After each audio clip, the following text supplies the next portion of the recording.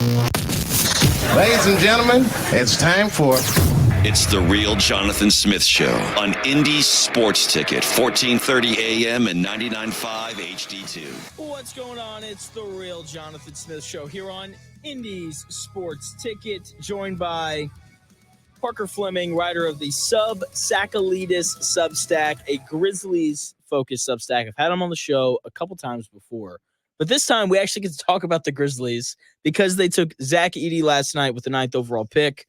Parker, what's going on, man? Jonathan, man, I'm doing good. I'm excited to talk with you about the Grizzlies' newest draft pick, and I know that you're in the market where we might have some Zach Edey fans, we might have some Zach Edey rivals, but regardless, we're going to talk about Zach Edey, and I'm pretty pumped to do so. Okay, so you're excited. It sounds like. It seems like you're pretty happy with the pick. Yeah, I mean, at the end of the day, and I even thought this, like with having a ninth pick, like ninth isn't the most glamorous spot. Obviously, if you wanted to get, like for me, I was really high on the potential fits for Donovan Clingan and Reed Shepherd, and even like looking at mocks and stuff like, okay, I could sell myself on Ron Holland, but they couldn't go get those guys. And I'm sure we may talk about the reports that were out there, but with how the board shook out, I'm like, and I'm not saying this just because like I follow the Grizzlies or anything, but like there wasn't a clear-cut better option than Zach Edey for the Memphis Grizzlies and their fit. Like I could have seen Devin Carter. I could have seen, like if they really wanted to commit to Jaren Jackson at the 5, they could have gone Montes Buzelis, who like I wasn't that high on Buzelis, but I think Edey fits perfectly with what they're trying to accomplish with the center position. That was their biggest need of the offseason as well. So, yeah, I'm pretty sold on it. Okay, good. Were you disappointed at all that the Grizzlies didn't trade up to grab Clingan? Because that's what I thought was going to happen. Like I'm sitting there, I'm watching the Hornets at 6, and I'm like, okay, this is the moment where the Grizzlies trade up and grab Clingan, and it didn't happen. Yeah, so we saw the reports. We saw Jake Fisher, he does great work, but, he had a miscalculation. And I think ultimately, Charlotte backed out of it. I know Kristen Peak from Yahoo Sports reported that they wanted Tijon Salon, and that is also who they ended up going with. And I think Charlotte got wind of, hey, Salon's not going to be there at 9. He'll probably go to San Antonio at 8. And then by then, like, you're not negotiating with Portland to not take Clingan, Yeah. So I think that's what happened. I think Charlotte, they looked at the board and like, we can't get our guy at 9. Let's get him at 6. And now for the Grizzlies, it's initially like, dang it, they couldn't get Donovan Clingan. And then, they pick Zach Edey. You sell yourself on Zach Edey. But now they still have all their first-round picks to work with. They still have guys like Luke Kennard, Santi Aldama, Zaire Williams, John Conchar that they could potentially use in a trade to go get a serviceable upgrade if they feel like they need to do so. Because, I mean, you saw that having this draft capital is important. I mean, look at what New York did with Mikal Bridges, who I think, Brooklyn might have had them a little bit. I think they had them pretty they had all the leverage there. Yeah. But like Denny Osby of Portland, I mean, he took a lottery pick and a future first. And then like you need draft capital if you really want to bolster your roster and make a big move. And like the Grizzlies, they accomplished their need, and they kept their draft ammo dry so that they can save it for when they feel like they can make an upgrade. And they've shown, I know they haven't traded future first aside from Marcus Smart, but like they try to trade 4 firsts for Mikal Bridges. They try to trade 3 firsts for OG Anunoby, and they were willing to trade all their draft capital for Kevin Durant. So I think there's a willingness, but we just got to see it ultimately manifest. Joined by Parker Fleming, writer of the SubTsakalidis Substack. We're talking the Grizzlies taking Zach Edey last night with the 9th overall pick. So you also seem to really like the fit. I have some concerns just with the pace at which the Grizzlies like to play. I just feel like Edey would be better if on a team that played a little bit slower. But why do you think Edey fits well with this Grizzlies team? Yeah, I mean, I'm not going to dodge the fact of any concerns. I think the combine eased my concerns a little bit about how he can adjust to a faster NBA. I mean, I know he tested better than guys like Jonathan Clingan and Alex Sarr, Yves Nissi. Like, he tested well athletically. And I think the thing that he offsets his mobility and speed with the fact that he's in like pristine condition. Like, his conditioning for a 7'5", 300-pound big man is quite marvelous. Like, he only missed 2 games in his collegiate career. He averaged over 30 minutes a game in college. Like, this is a guy that can go. And I think that's what he offsets to it. But also, too, at the same time, people are going to point out the concerns of, like, what's he going to look like defensively? Is he going to get picked on? All this. And I think in Memphis, he's in an environment where, like, yes, those flaws might get magnified at times, but he's in an environment and a defensive ecosystem that can minimize his flaws. Because, I mean, even with the storm that last year was, they had 34 players and they were still a top 10 defense. He's playing alongside a defensive player of the year, Jaren Jackson Jr. in the front court that now allows Jaren Jackson Jr. to roam while you have a 7'5" guy with a 7'11" wingspan and drop coverage. You have Marcus Smart, you have Vince Williams. Like, I think that this is a good system that could potentially hide his flaws while magnifying his strengths. So, yeah, I have those concerns. I'm not going to act like Zach Edey's the perfect basketball player or anything, but I think he's in a good spot where he can grow upon his weaknesses and amplify his strengths. Yeah, the Edey thing, I got to be honest, the people being like, oh, he's going to have to play drop coverage and he can't defend on the perimeter.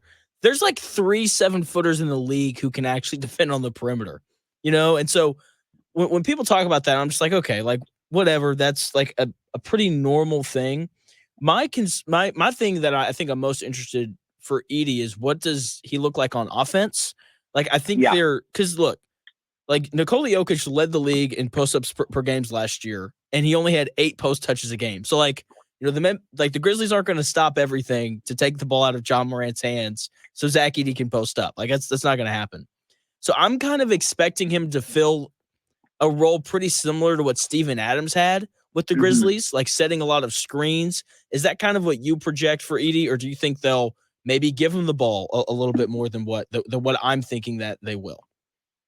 Yeah, I mean, it's funny. It's funny you ask, because I actually asked Zach Kleiman about this last night in the post-first round press conference. So before I say anything, I like how people use drop coverage as like a death nail for centers, when like good drop coverage centers shut down the paint. Rudy Gobert? I don't know why it's like a death sentence. I mean, yeah, it gets dicey when they get drawn out to the perimeter and they're giving up step-in three-pointers. But anyways, offensively, I asked the same thing, because he had over 500 post-up attempts at Purdue last season in about 39 to 40 games. That is an astronomical amount of post-ups. So I asked, like, what do you envision his role to be? Because as we've seen Taylor Jenkins, whether it's Valanciunas or Adams, like, he likes to operate those bigs around the top of the key, around the elbows, to kind of be, I wouldn't say like a hub, but like they're screening,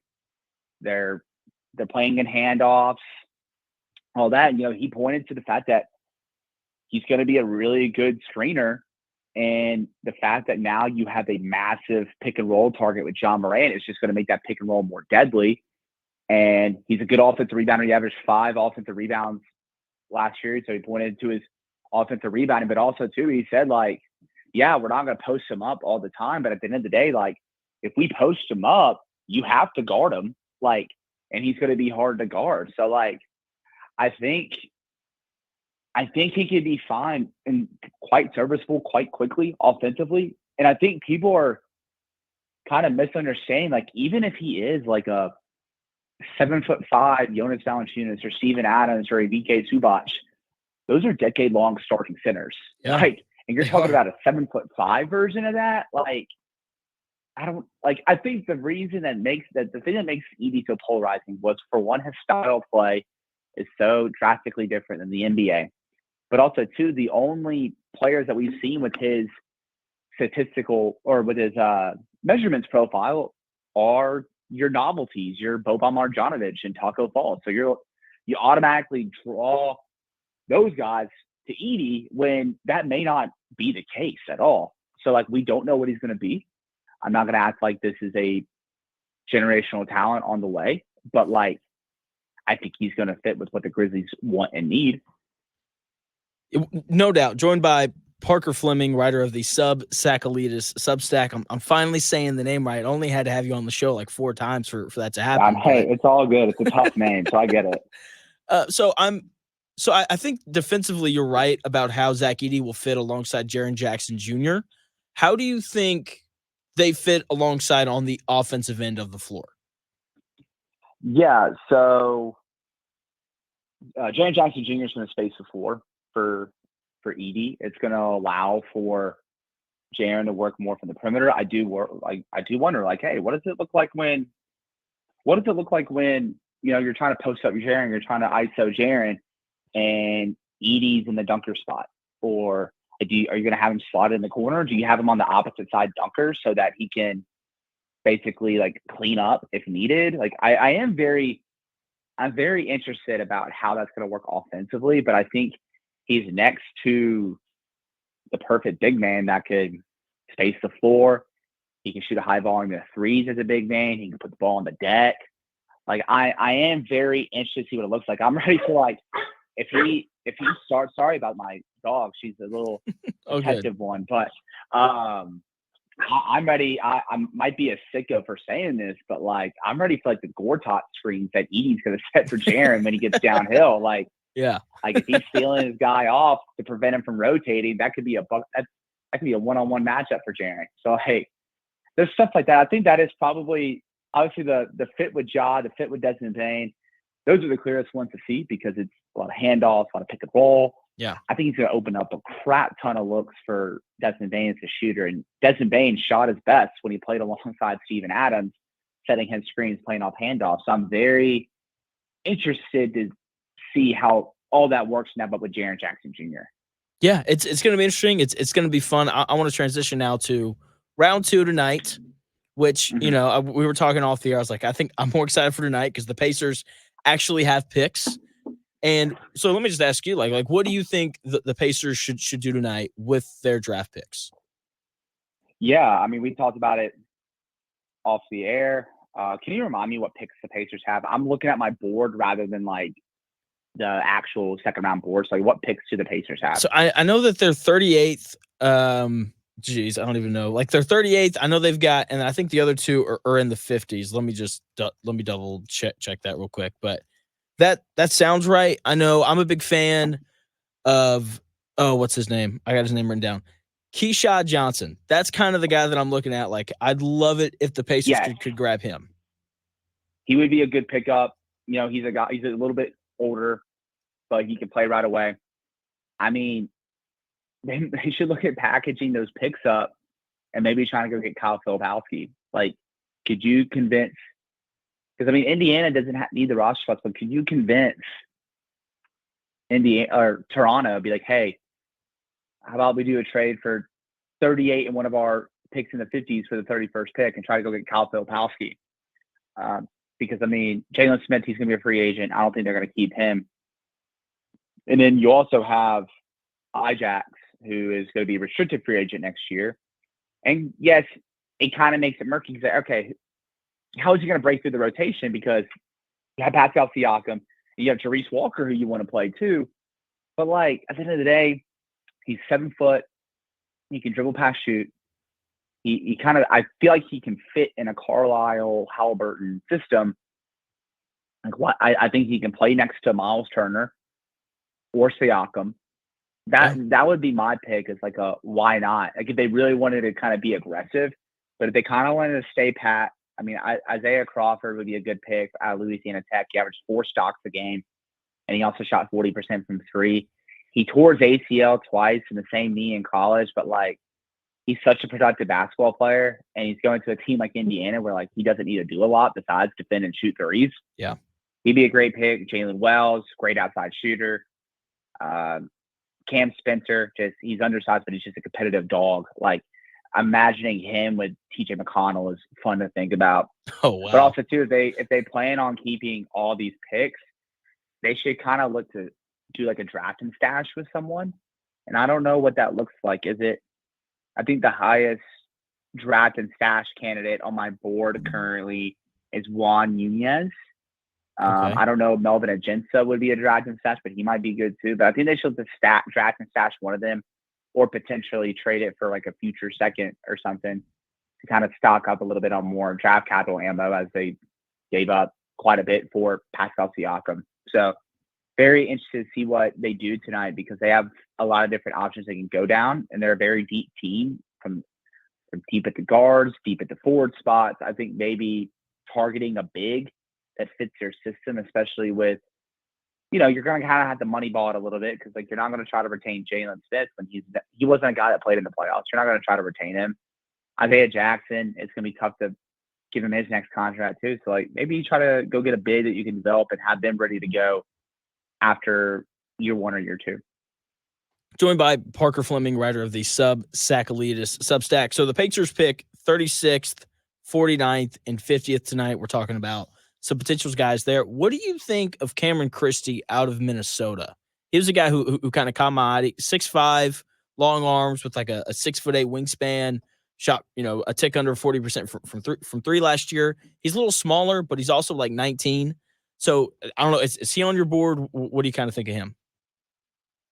Yeah, I actually have a first round grade on Cam Christie, because I think that there's some real upside to his game. I mean, he's only 18 years old, but as an 18-year-old, he shot 39% from three. And the thing, I know that doesn't pop out a whole lot, but if you look at his shot profile within that, 60% of his threes came from catch and shoot. 40% came off the dribble. He shot just as well off the catch as he did off the dribble. So, like, I think if you're kind of looking for like a small upside swing in the second round, I mean, Cam Christie's about 6'5", good ball handling fluidity. Like, I don't mean to give like a hot take or anything, but I think he moves a lot like Tyler Hero. And I think he has a little bit more defensive upside than a guy. Even though Hero is probably the better offensive player, I think Christie has better defensive upside. Like, I think Cam Christie, if you're breaking down the guys available on the board, I think him and like a guy like Johnny Furphy are my favorite upside swings in the draft. Okay, Cam Christie. Then let's go.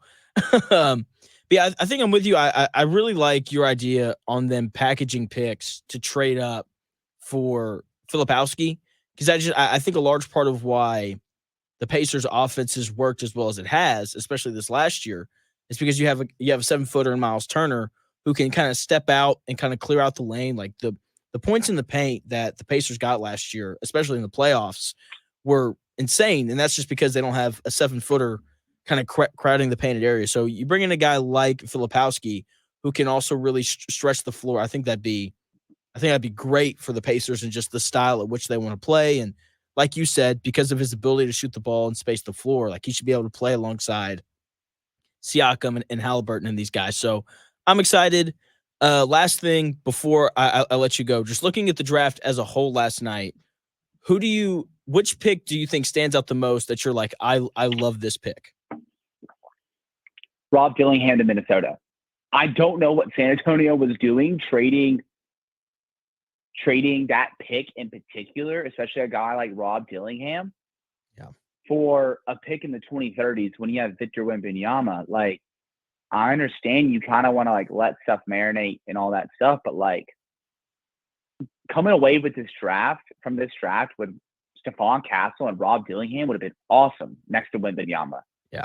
But also too, it's like, it'd be one thing, like if you told me in that trade that like they did a salary dump where they traded 8 and some other stuff to go get Jaden McDaniels or Naz Reid, that would have been one thing. But like all you got was draft capital in the 2030s. Like you have Victor Wembanyama, like go take some shots. But like with Rob Dillingham, he was one of the most interesting players in this draft because he has real ups. Like I had him 7 on my overall board because it's like this guy could be like an all-star point guard. but also too, he could just be like this bench guy. But now in Minnesota, he has this perfect system where he gets to learn from Mike Conley. Let's just start with that. He gets to learn to be an NBA point guard from Mike Conley. He's like one of the best floor generals in the NBA since the 2010s. And then that bench with Dillingham, Naz Reid, Nickeil Alexander-Walker, it's going to be awesome. And also, too, he's a great playmaker, and he's also a phenomenal catch-and-shoot player. So he's a guy that can be off the ball when Ant is on the ball. And then he's not a good defender, but, like, you're in Minnesota when you have Anthony Edwards, Jaden McDaniels, and Rudy Gobert. Like, that's a perfect system to have your flaws hidden. So, like, that's the pick that stands out the most to me. And when I'm thinking about, okay, how would a board look like if I ranked these guys now based off where I know they're at? I think Rob Dillingham would be in my top 3. It's a perfect fit. Yeah, I'm excited to see what he looks like there. The Timberwolves also grabbed Terrence Shannon Jr., and I just love how they're like, you know what we need? We need guys who can put the ball on the floor and go score. And they got, they have 2 guys who can definitely do that in the first round. I'm excited to see what they look like going forward. Parker, thanks for your time, man. This was great as always. Awesome. Yeah, thanks, Jonathan. I really appreciate it. Hey, you got it. That was Parker Fleming, writer of the SubTsakalidis Substack. Great writer, just great guy as well. So his Substack's free, but if you go and if you pay for it, all the proceeds go to St. Jude.